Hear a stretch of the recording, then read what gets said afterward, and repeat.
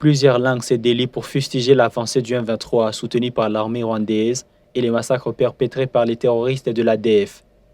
Des couches sociales de la partie nord du Nord Kivu ont été reçues en audience pour proposer des solutions à ces problèmes de sécurité. Initiés au départ comme solution par le chef de l'État, les acteurs de la société civile ont avant tout soulevé l'inefficacité de l'état des sièges dans la partie à proie à l'insécurité.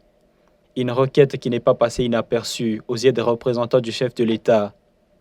Après consultation, le ministre Jacquemain Chabani a déclaré que le gouvernement s'emploie à l'application de résolutions de la table ronde initiée par le chef de l'État fin 2023 relative à cette mesure exceptionnelle.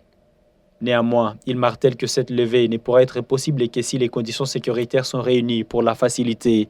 À l'initiative du président de la République, avant les élections, il avait été organisé une table ronde pour évaluer cette question-là et qu'aux résolutions de cette table ronde, il avait été levé l'option de la levée progressive de l'état de siège.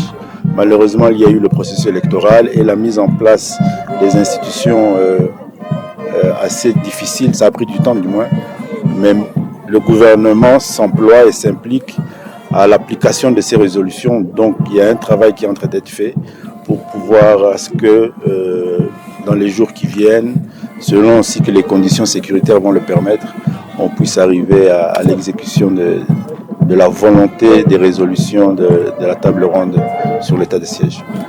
Réagissant à la demande des coordinations de la société civile du Grand Nord à accorder plus de pouvoir d'action aux jeunes volontaires dits Wazalendo, le VPM en charge de l'intérieur a confirmé que le gouvernement congolais se consacre pour garantir la prise en charge de ces jeunes. Mais cela devra passer par l'application du projet de loi sur la réserve armée de la défense RADA sigle, initié par le chef de l'État.